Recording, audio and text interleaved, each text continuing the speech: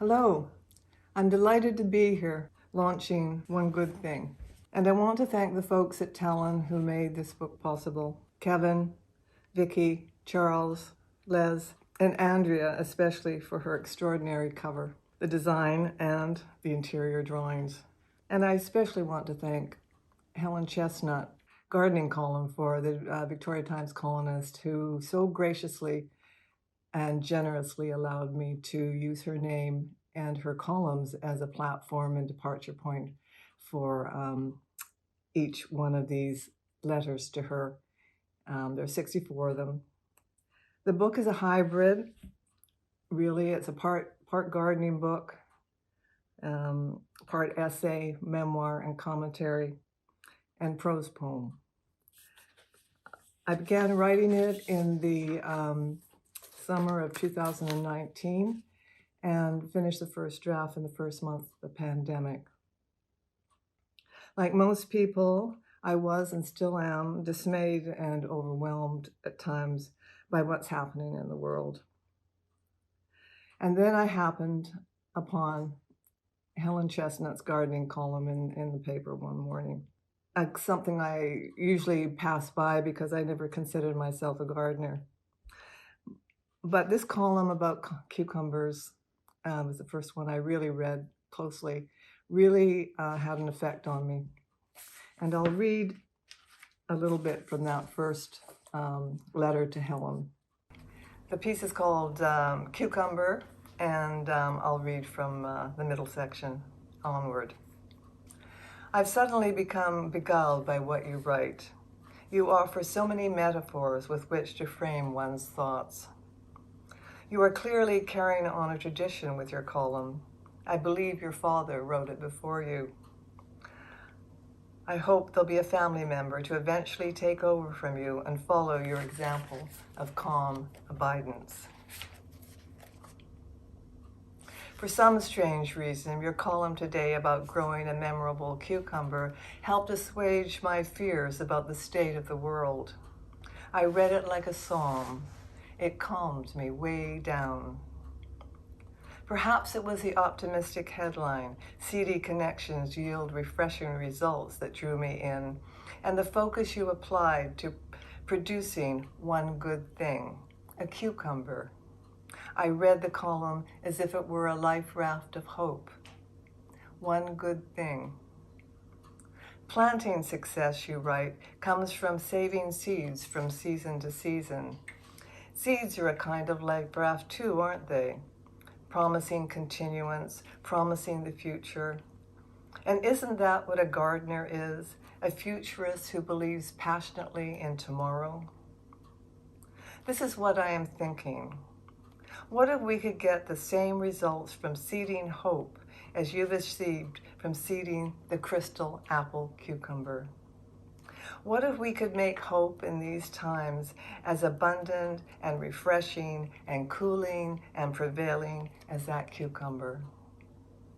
I will read your columns in future with this question in mind. And the second letter, open trunk. Dear Helen, I'm always trying to keep the area around my trunk open, as you suggest in your column this morning, or to put it another way, to receive with openness whatever comes my way.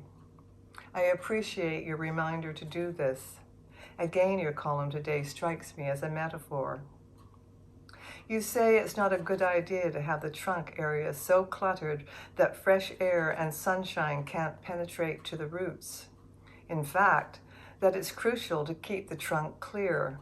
Otherwise, you get pests, disease, and weeping dieback.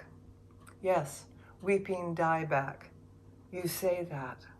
The image takes my breath away. And it's a relief not to be told to take supplements or breathe deeply or think positively if I want to avoid these things. All I have to do is get down to work, clear the trunk, think about something else. So what I did this morning was take a walk. I did this after breakfast. Everyone had gone home, and with them, the cars, the dogs, the dramas, the dinners. The 3-day holiday was over. I walked out the front door and kept walking for an hour. Initially, the area around my trunk, my body, my state of mind, was difficult to navigate because of all that had occurred during the previous week still adhering to me. Besides the visitors, there had been the bat the cat brought in, which meant involvement of several government departments, vet visits, rabies shots, and medium-level agitation.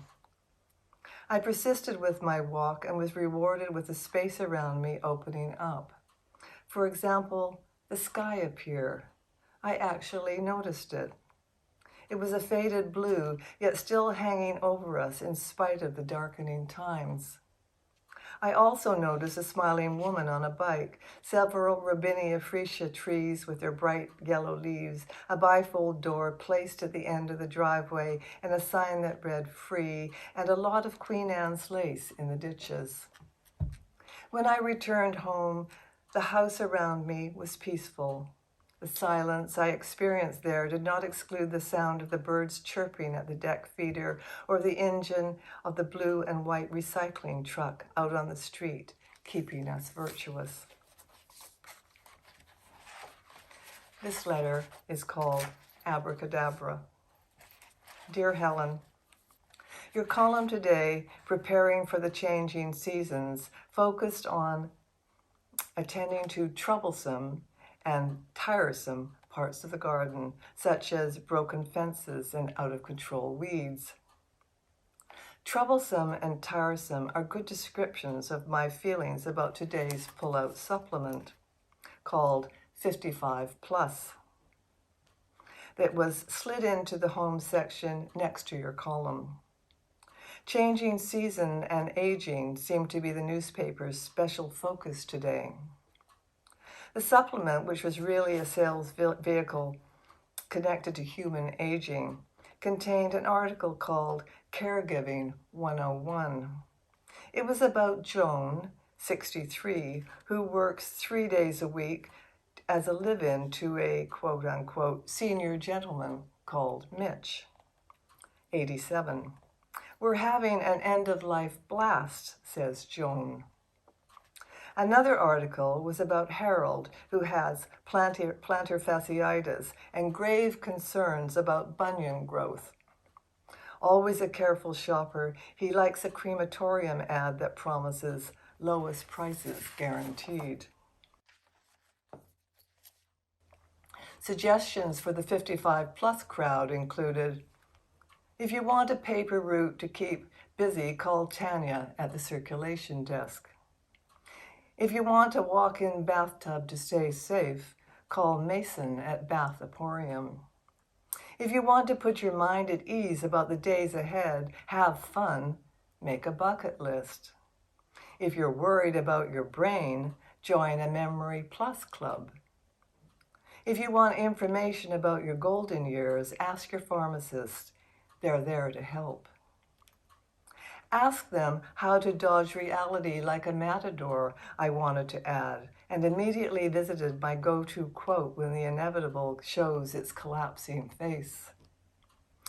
Give your fire until the last of your days. It's a translation from the Hebrew of the real meaning of the word abracadabra, which can be found in the calendar book Children of the Days, A Calendar of Human History by Eduardo Galeano under the entry for December 31st.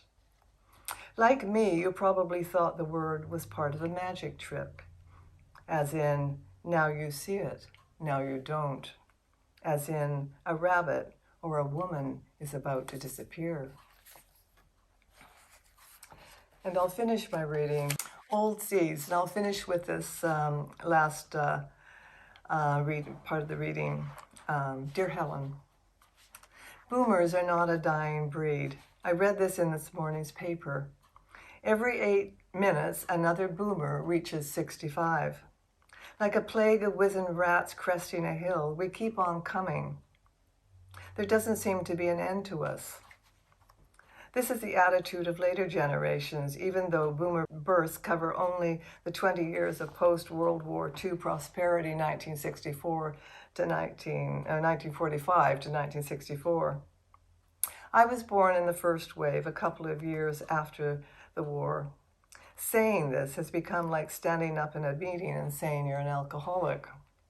Except there is no 12-step program I can join to make amends for the fact that my generation got everything: education, jobs, houses, general practitioners, fresh air, toys, trips, leisure, and often peace. The article about boomers was in the business section. It highlighted the continued importance of boomers because they bought 41% of the snacks and 46% of the candy in the 52 weeks ending in April of last year. They are single-handedly keeping the economy afloat, the article said.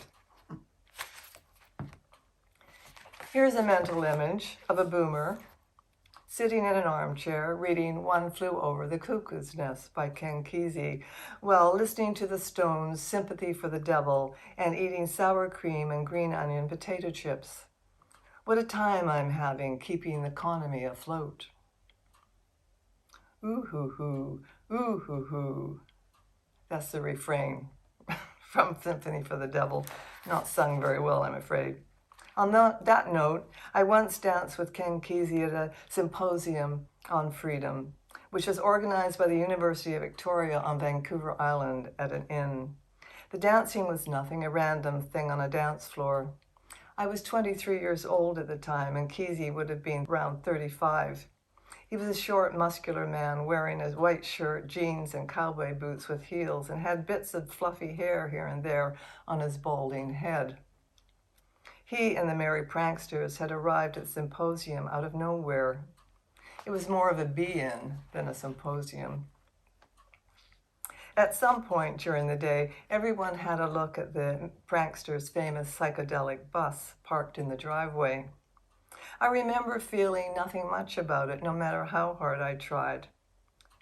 The symposium was held on a Saturday, the same day, it turned out, that Richard Nixon announced he was resigning as President of the United States. I think we can agree that the boomer generation has, above all else, been a searching and freewheeling one. Some of its members are still like that. My friend Gerald from high school, for example. Here's an illustration of enlightenment he made not long ago after years of weed-guided study. It seemed to represent a particular experience of the genus existentialis weedi, one that moves beyond astonishment. I finally got it right, he said when he showed me the illustration to me. I promised I would pass it around, and here it is. It has a certain something, don't you think?